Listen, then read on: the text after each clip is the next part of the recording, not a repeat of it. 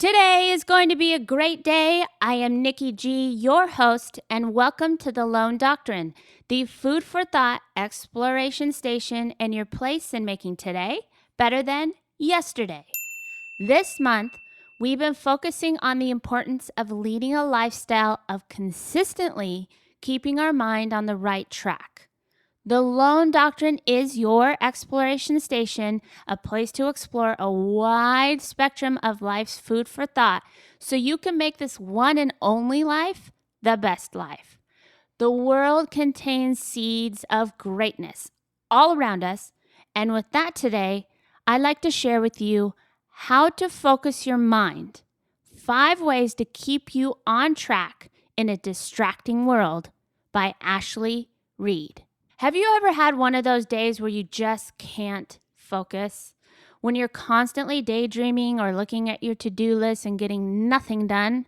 Don't worry, you're not alone. It happens to all of us, and probably more than you'd expect. A study by Matt Killingsworth found that a staggering 47% of the time, people are thinking about something other than what they're currently doing. Depending on the activity people are partaking in, the amount their mind wanders varies from a high of 65% when people are taking a shower or brushing their teeth, to 50% when they're working, 40% when they're exercising. So how did this study work? To test the relationship between focus and happiness, Killingsworth and his team developed an app to measure people's thoughts and feelings at various times throughout the day. At different times, the app would release a signal and ask the user a number of questions, starting with, "How do you feel?" followed by an activity question, "What are you doing?" and finally, a mind-wandering question, "Are you thinking about something other than what you're currently doing?"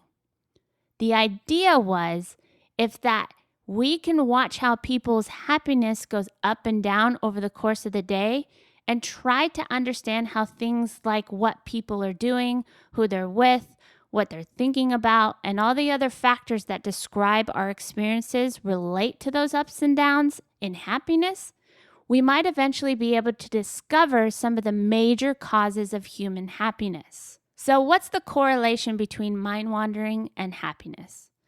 Not only does mind wandering affect our productivity, it also has a detrimental effect on our happiness. Killingsworth studies highlighted the fact that when our mind wanders, we tend to feel less happy than when we are focused on the present moment. The study shows that even if we're faced by an unenjoyable task, we're still better off focusing on the task at hand than letting our mind wander off to something else. Many of us spend our day-to-day existing chasing happiness or counting down to an upcoming event. However, when we're focused on the present, our happiness is significantly higher. As Killingsworth explains in his TED Talk, happiness has a lot to do with the contents of our moment-to-moment experiences. So here's 5 ways to keep your mind focused. Nowadays, more than ever, we're surrounded by distraction. If you're like most people, you'll sit down to focus on a task, and it won't be long before your mind will wander away into the evening plans, that upcoming deadline, or that email you need to reply to. As we've discussed, a focused mind can bring increased happiness and productivity. So here are 5 ways to stop your mind from wandering and enjoy life in the present. Number 1. Focused attention meditation. Meditation has a number of benefits for both mind and body: stress reduction, better memory, and increased creativity are just a few. Oh, and of course, increased levels of focus. Essentially, meditation is the practice of focusing our attention and a result. Meditation actually improves our focus even when we're not meditating. It doesn't take long. Just 20 minutes per day, under 1% of your day, is enough to get beneficial results like increased focus and stress reduction.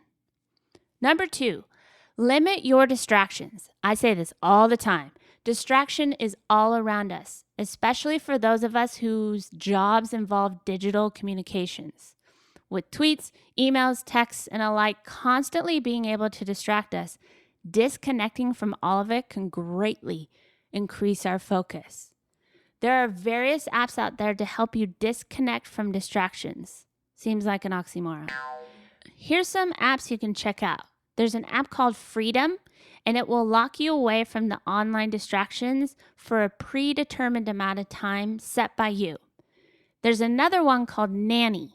It is a Chrome extension that blocks off websites you might get distracted by. And then another one called Stay Focused. It does a similar job by limiting the websites you can visit for a certain amount of time. This could be extremely beneficial if you find yourself being constantly distracted by the World Wide Web. And number 3, split your day into 90-minute windows.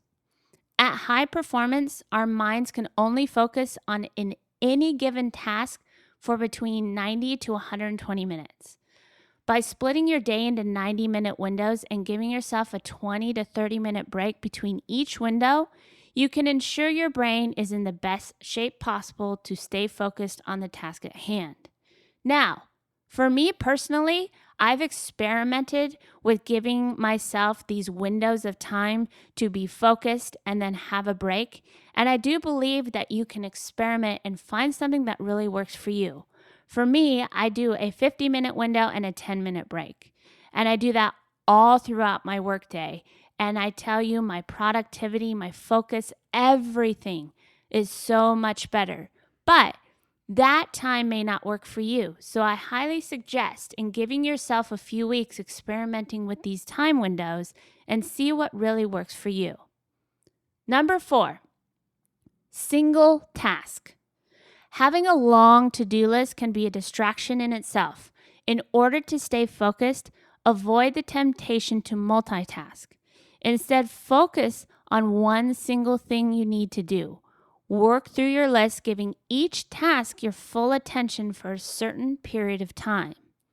And number 5, take notes.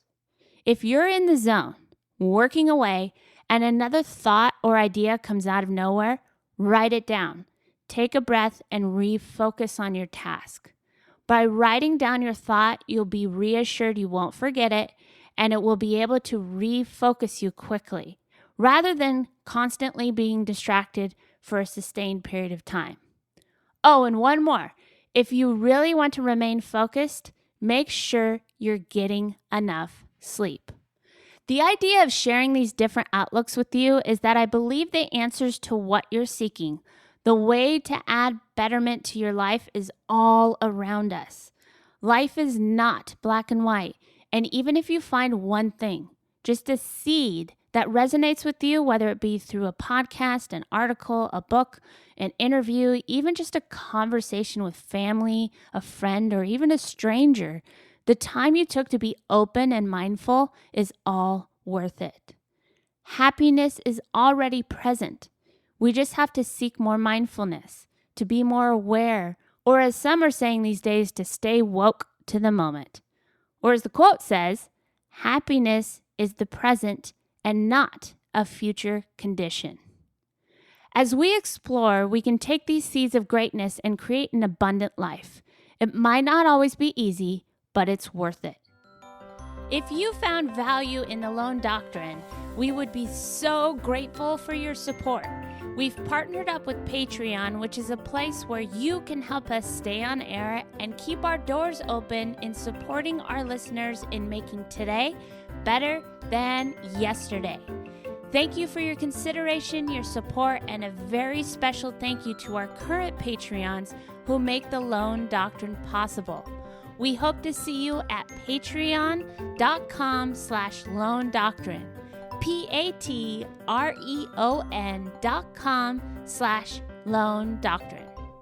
Thank you for your consideration for supporting the Lone Doctrine. I really hope to expand the content and to serve you to my best ability. And with your support, we can really make those dreams and goals and aspirations come true. The Lone Doctrine is a listener-supported podcast, and we couldn't do it without you. We hope you'll also help us by joining us on Instagram and Facebook, where you'll find an ever-flowing amount of food for thought beyond just the podcast. We hope to see you there, and we hope you'll leave us a review on iTunes and let us know what you think. And until next time, keep fighting the good fight.